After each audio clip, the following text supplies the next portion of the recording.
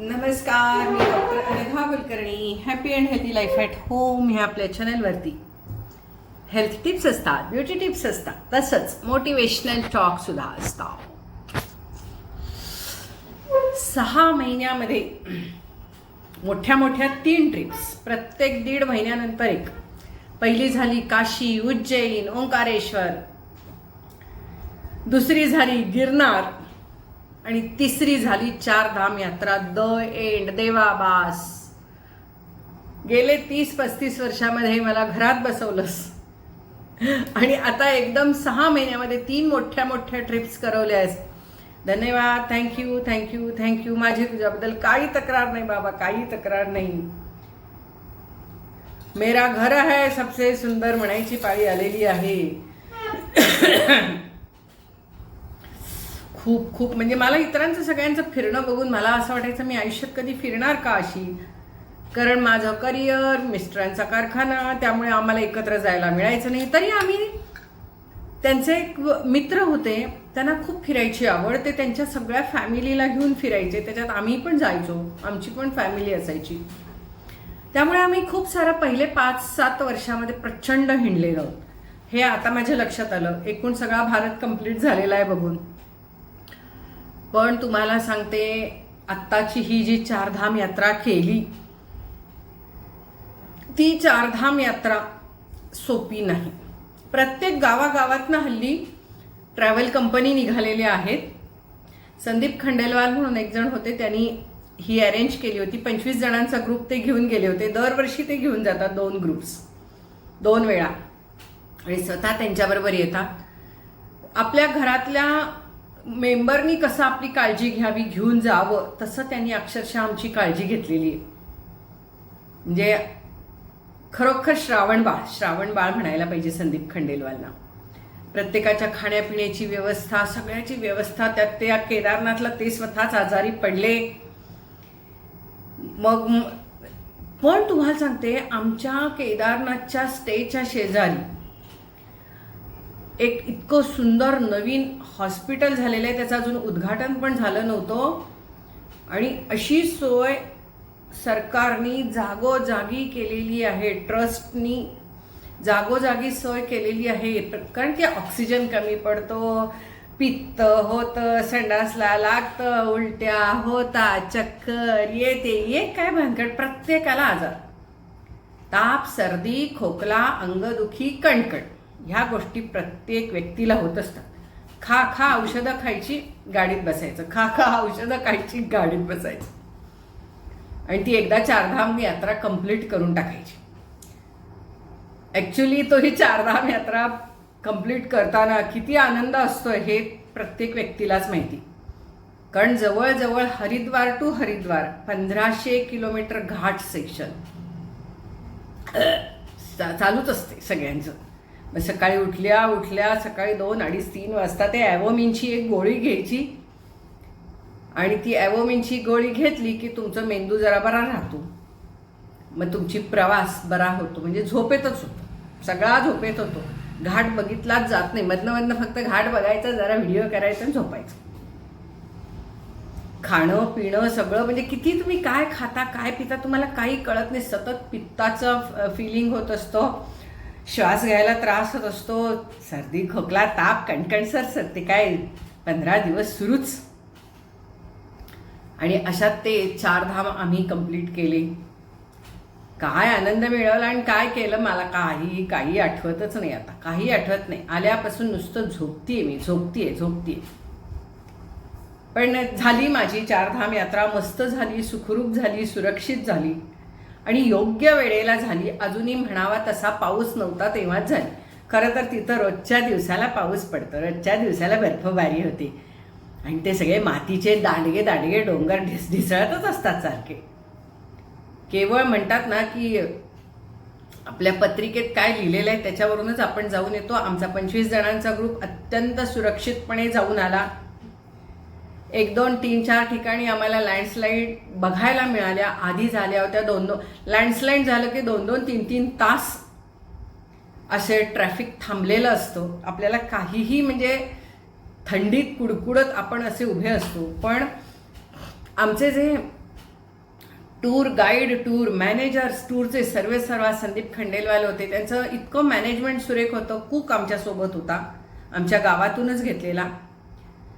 त्यामुळे सकाळीच ते नाश्ता पण करून घ्यायचे आणि पोळी भाजी, भाकरी भाजी असं केलेलं असायचं, किंवा भात आणि काहीतरी सोबत असं केलेलंच असायचं. त्यामुळे आमचे खाण्यापिण्याचे कुठेही हाल झालेले नाही. जरी लँडस्लाईड झाली, काही झालं तरी तिथंच गाडी थांबवायची साईडला, तिथंच उभं राहून खायचं, वेळेला खाणं पिणं व्हायचं. पण तरी ते काय म्हणतात त्याला, पित्त प्रत्येकाला व्हायचं. आणि प्रत्येकाने उठल्यावरती तिथे पित्ताच्या गोळ्या या घ्यायच्याच. सकाळी उठल्यावर एक चक्रेच्या गोळ्या घ्यायच्या, ॲवोमिन, आणि पित्ताची एक गोळी घ्यायची. आणि संध्याकाळी घरी आल्यावर सर्दी, खोकला, ताप, अंगदुखी, कणकण याची एक गोळी घेऊन झोपायचं. तुम्हाला होऊ दे न होऊ दे, एकदा ते हरिद्वार सोडलं की हे पुढे 15 दिवसाचा हा कार्यक्रम करायचाच. 8 दिवस 10 दिवस लागतात. पण एकदाचं झालं बाई.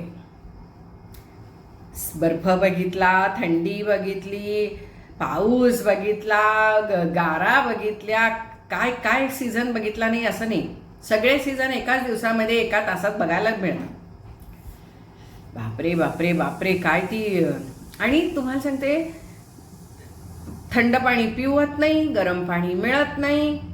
पाणी प्यायला की बाथरूमला जायला पाहिजे. बाथरूमला जायचं म्हणजे एवढे 5-5 लेअर अंगावर घातलेले असतात, ते सगळे काढायला पाहिजेत की त्या बाथरूममध्ये जाऊन.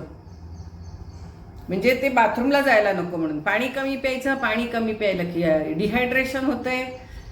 आणि पाणी जास्त प्यायलं तर दरवेळेला 10 रुपये देऊन बाथरूमला जायचं. त्याचा तो काही प्रश्न नाही. रोजचे 50 रुपये त्याच्यासाठी काढूनच ठेवायचे, संडास बाथरूमसाठी. पण ते तेवढं काढायचं, 4-4, 5-5 कपडे असे खाली काढायचे आणि मग ते बाथरूमला जायचं आणि मग यायचं. अतिशय अवघड प्रकार तो, अवघड प्रकार. थर्मल घालायचे, डोक्याला बांधायचं, टोप्या घालायच्या. काय ती थंडी, काय ते हे तपश्चर्या, देव भेटला म्हणायचं. आणि मग तिथं गेल्यावर प्रचंड गर्दी असायची. मग तरीसुद्धा हल्ली सगळ्या ठिकाणी VIP दर्शन झालेलं आहे. स्वस्तात मस्त होतं. ते पुजारी लोक असतात ते करवून देतात, किंवा ते पिठ्ठूवाले असतात ते करवून देतात, किंवा पर्ची काढायची जाऊन तिथं ते करतात. कोणी काही प्रश्न नाही. मग तुम्ही म्हणाल एवढे लाईनीत उभं राहिलेले असतात. आम्हाला झाले रगड तब्येतीनं आणि आम्हाला काही ते सुधरत नाही. जायचं, छान दर्शन घ्यायचं. म्हणून मी नेहमी म्हणते, केदारनाथ यात्रा, 4 धाम यात्रा करायची असेल तर भरपूर पैसे न्या सोबत. खरं तर ज्यांना शक्य असेल ना, त्यांनी ते विमानाने आणि हेलिकॉप्टरनेच जा. कारण ते जे घाट सेक्शन आहे ना, त्याच्यामध्ये तुमच्या तब्येतीची फार वाट लागते, वाट. म्हणजे प्रवासातनं आल्यावर नंतर पुढचे 8 दिवस फक्त मी असे झोपून काढले बरं का. अजूनही ठुसकू चालूच आहे. असं वाटत होतं की जावं डॉक्टरांच्याकडे, 2 सलाईन घ्याव्यात, भरून घ्याव्यात अंगात. एवढा अशक्तपणा, झोप, काय ते काय खरं नाही बाई, खरं नव्हे. तरी आजार पण कंट्रोलमध्ये होतं, फारसं नव्हतं. कारण मी अजूनही 3रा दिवस होता माझा, म्हणजे खोकला सुरू झाला तर 3रा दिवस होता अजूनही. तोच मी अँटीबायोटिकचा एक 5 दिवसाचा कोर्स करून टाकला. इलाज नव्हता, त्यामुळे मी ह्यावेळेला कंट्रोलमध्ये. नाही तर मला गिरनार झाल्यावर मला न्यूमोनिया झाला होता आणि लगेचच पुढे 1.5 महिन्यामध्ये माझी ही ट्रीप झाली होती. म्हणजे मला तर भीती होती ही आल्यावर मला नेऊन ICUत ॲडमिट करावं लागते काय. पण नाही, योग्य वेळेला योग्य प्रकारे घेतलेली औषधं. आणि प्रत्येक ठिकाणी तिथं हॉस्पिटल्स आहेत, दवाखाने आहेत. पटकन जायचं, दाखवायचं, देतात ती औषधं, गपचूप घ्यायची. मी औषध न घेणार नाही असं म्हणणारा एक मेंबर आमच्या ट्रिपमध्ये होता. आणि त्याला केदारनाथमध्ये शेवटी ICUत नेऊन ॲडमिट करावं लागलं. संडास बाथरूम आम्ही म्हणायचो पित्ताच्या गोळ्या खा, पित्ताच्या गोळ्या खा. नाही, मी गोळ्या खाणार नाही, मी गोळ्या खाणार नाही, मी येऊ करणार नाही, मी तेव करणार नाही. असता एखादा मेंबर असा, मी येवच खाते, मी तेवच खाते, मला येवच नको, मला तेवच नको असं म्हणणारा असतो मेंबर. मला हेच पचत नाही, तेच पचत नाही. संडास उलट्या अशी धार लागली तुम्हाला सांगते. पण नशिबाने शेजारीच आम्ही जिथं उतरलो होतो तिथं हॉस्पिटल होतं. त्याचं उद्घाटन व्हायचं होतं खरं तर. पण तिथं अशी लाईन होती. आलेलं पेशंटला घे ICUमध्ये. ऑक्सिजन लावला, सलाईन लावलं, धडाधड. लो BP झाला होता, मिळता मिळेना शीर. पण त्यांनी अक्षरशः सगळं फ्री ऑफ कास्ट करतात. म्हणजे ही एक देवाची फार मोठी योजना आहे तिथं, की येणाऱ्या भक्तांना त्रास होतो पण तरीसुद्धा त्या त्रासाचं निवारण पैशाशिवाय करायचं, हे सुद्धा ही देवाचीच कृपा ना, विचारू नका. पण तुम्हाला सांगते, त्या क्षणी एखादी व्यक्ती आजारी पडली तर त्या व्यक्तीसोबत जायला कोणी नसतं, कारण सगळेच A to Z आजारी असतात, एक पाऊल घालायला जागा नाही. पण काय म्हणतात, आमचीच मैत्रीण काही करता येईना, तिला हॉस्पिटलमध्ये न्यायचं ठरलं त्यावेळेला 0 होतं डिग्री टेम्परेचर. तिला ते हॉस्पिटलमध्ये नेईपर्यंत 10 मिनिटामध्ये -3 झालं. मी काकडायला लागले. मी म्हटलं मला पण आता लावा इथंच, काय लावणार असलात तर. मला अंगात ताकद नाही, काही नाही, पण काय करणार, आपलीच मैत्रीण पडली, बाकी कोण यायला तयार नाही, उठायला तर. सगळे दमून रट्ट झालेले, 12-12 तास प्रवास केलेले, सगळे केदारनाथला चढून आलेले. पुन्हा रात्री 11:30ला जायचं होतं. शेवटी 2.5-3 तास तिथं तिला तिच्यासोबत तिथं थांबले. मी बाहेर, ती आतमध्ये मस्त झोपलेली, आम्ही आपलं बाहेर काकडत बसलोय त्या वेटिंग रूममध्ये. शेवटी माझ्या लक्षात आलं की आपला आता ॲडमिट करण्याची अवस्था येणार आहे. कशी मी रूमवर पळत आले. तिथल्या एका जेंट्सना सांगितलं की म्हटलं असं असं तिला ॲडमिट करून आले, तुम्ही काय करता ते करा, माझ्याच्यानंच काही शक्य नाही, सहनच होत नाही आहे मला. बाथरूमला गेले, कसं बसं इलेक्ट्रॉल पावडर थोडीशी घेतली, इलेक्ट्रॉलची पावडर 1 सॅचेट रोज प्यायचं असते पाण्यात, 1/2 लिटर पाण्यात घालून. आणि असं काही गुरफटून झोपले म्हणून सांगू 2 तासांनीच एकदम उठले. मला काही कळलंच नाही. आणि त्याच्यानंतर मी म्हणजे काय विचारण्याच्या मजातच नव्हते, कारण जरा जरी काही झालं असतं, BP तर वाढलेला होता माझा, तर मलाही ॲडमिट करायची पाळी होती. आणि कोणीही ॲडमिट करण्यासाठी तिथं माणसात नव्हतं, सगळे आजारी होते. त्यामुळे खरंच बाहेर जेव्हा जातो ना आपण, तेव्हा आपल्या तब्येतीची काळजी आपणच घ्यायला पाहिजे. घरच्यासारखं बाहेर वागून चालत नाही. आणि रात्री -7 गेलो. आदल्या दिवशी रूमच्या बाहेर थोडा बर्फ पडला होता, दुसऱ्या दिवशी बघतो तर बर्फाची चादर. असा हा सगळा तिथला वातावरण. आणि आता एक मी बातम्या बघतीये, त्याच्यामध्ये यूट्यूबवर बघतीये, इकडे तिकडे बघतीये, तिथे ज्या ज्या ठिकाणाहून आम्ही गेलो होतो त्या ठिकाणी लँडस्लाईड झालेले आहेत, लोकांना रेस्क्यू करायची पाळी आली. आणि आता असं वाटतं की देवाने आम्हाला किती सुरक्षितपणे नेऊन सुरक्षितपणे आणलं. असा आपला हात धरून देव येतो, या, आणि हात धरून देव घेऊन येतो. खरंच म्हणजे ही जी यात्रा आहे ना, ही दैवी यात्रा आहे, साधी यात्रा नाही. यात्रा जरूर करा, संधी आली तर संधी सोडू नका. पण तू जाणार म्हणून मी जा अशी करण्याची ही यात्रा नाही. असे आपल्या भारतात भरपूर देव आहेत जिथं तुम्ही सहजपणे यात्रा करू शकता. पण ह्या काही ज्या यात्रा आहेत त्या अतिशय खडतर, कठीण, कष्टमय आहेत. पण हल्ली प्रत्येक गावातनं ट्रॅव्हल कंपन्या आहेत, वैयक्तिक लोक घेऊन जातात, 25-25चे ग्रुप. सगळ्या ठिकाणी खाणं पिणं जेवण झोपणं सगळ्याची सोय अत्यंत उत्तम असते. फक्त मन घट्ट करून आपण जाणं भाग आहे. आणि खूप काय घेऊन जायचं काही नाही. 2 स्वेटर न्यायचे, 2 हँड ग्लोव्ज न्यायचे, 2 टोपडी न्यायची, 2 सॉक्स न्यायचे, 1 बूट न्यायचा, काही स्पेशल न्यायचं नाही. जे चालणार आहेत त्यांना हे सगळं जरा जास्त लागतं.